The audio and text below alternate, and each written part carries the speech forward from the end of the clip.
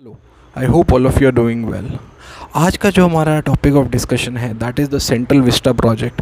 ये टॉपिक काफ़ी ज़्यादा डिबेटेबल था बिकॉज काफ़ी सारे लोगों ने इस प्रोजेक्ट पे प्रोटेस्ट रेज़ कर दिया था और काफ़ी सारे लोगों ने इस पे पिटिशंस भी फाइल करे थे कोर्ट में, जस्ट बिकॉज कि उनका ये कहना था कि गवर्नमेंट को कोरोना वायरस पैंडमिक के टाइम पे लोगों की सिक्योरिटी, फूड और इन सब चीज़ों पे फोकस करना चाहिए रादर देन किसी प्रोजेक्ट पे पैसा लगाएं। कोरोना वायरस का हमारी इंडियन इकोनॉमी पे बहुत ही बुरा इम्पैक्ट पड़ा है, जिसकी वजह से काफ़ी सारे लोगों की जॉब चली गई थी और एक शिफ्ट जो माइग्रेंट वर्कर्स में देखा गया था जिसमें वो अपने बार बारी स्टेट्स में वापस जा रहे हैं, जिसकी वजह से सेंट्रल विस्टा प्रोजेक्ट को क्वेश्चन में रेस किया गया था। ऑल्दो कोर्ट ने इस प्रोजेक्ट पे कोई भी स्टे नहीं लगाया और ये अपने फुल स्विंग में चल रहा है। अब चेक करते हैं ये सेंट्रल विस्टा प्रोजेक्ट एक्चुअल में है क्या। सेंट्रल विस्टा रीडेवलपमेंट प्रोग्राम के बारे में जानने से पहले हम दो टर्मिनोलॉजीज़ पे फोकस करते हैं। एक होता है ब्राउनफील्ड, एक होता है ग्रीनफील्ड। ग्रीनफील्ड वो डेवलपमेंट होता है जो फ्रॉम द स्क्रैच स्टार्ट किया जाता है और ब्राउनफील्ड का जो डेवलपमेंट है वो एग्जिस्टिंग बिल्डिंग को रीडेवलप करके किया जाता है। तो दिल्ली का जो एयरपोर्ट है वो ब्राउनफील्ड एयरपोर्ट है और बैंगलोर का जो एयरपोर्ट है वो ग्रीनफील्ड एयरपोर्ट है। अब सेंट्रल विस्टा प्रोजेक्ट में जो नई पार्लियामेंट की बिल्डिंग है वो सेंट्रल विस्टा के रीडेवलपमेंट प्रोजेक्ट का पार्ट है, जिसमें ये एनविजन किया गया है कि एक ट्रायंगुलर बिल्डिंग का स्ट्रक्चर बनाया जाएगा जिसका एक कॉमन सेंट्रल सेक्रेटेरिएट होगा। और इस रीडेवलपमेंट प्रोजेक्ट का एक एम राजपथ को रीस्ट्रक्चर भी करना होगा, जो कि 3 किलोमीटर बड़ा है, जो राष्ट्रपति भवन से इंडिया गेट तक का रास्ता है।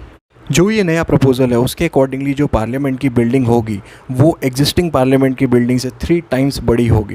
एंड जो लोकसभा का चेंबर होगा उसकी कैपेसिटी 876 मेंबर्स को एकोमोडेट करने की होगी ड्यूरिंग ऑर्डिनरी सेशन, और जब जॉइंट सेशंस होंगे तो उसमें वो 1224 लोगों को एकोमोडेट कर सकती होगी। जो राज्यसभा का चेंबर होगा वो एग्जिस्टिंग राज्यसभा के चेंबर से 4 टाइम्स बड़ा होगा और उसकी कैपेसिटी 400 मेंबर्स को एकोमोडेट करने की होगी।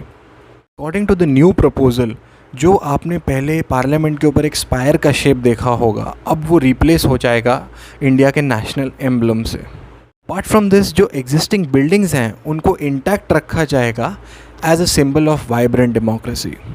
सेंट्रल विस्टा प्रोजेक्ट के ओरिजिनल प्लान के अकॉर्डिंगली ये जो बिल्डिंग्स हैं ये बाय 2022 रेडी हो जानी चाहिए थी, ताकि ये हमारे 75th ईयर ऑफ इंडिपेंडेंस के साथ कोइंसाइड कर सकें।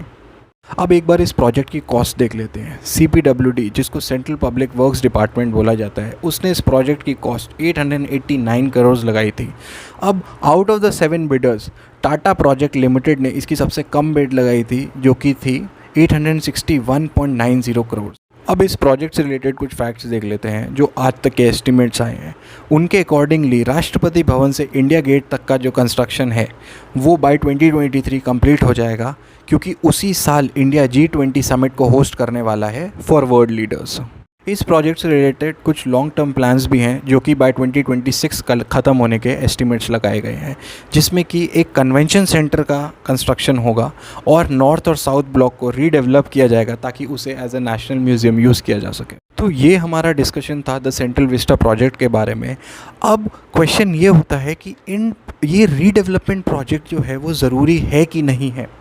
तो आप एक चीज़ कंसिडर कीजिए कि जो भी कोई फॉरेन नेशनल या फिर डिप्लोमेट या फिर कोई प्रेसिडेंट या प्राइम मिनिस्टर बाहर से आता है तो वो सबसे पहले हमारे यही स्ट्रक्चर्स को देखता है।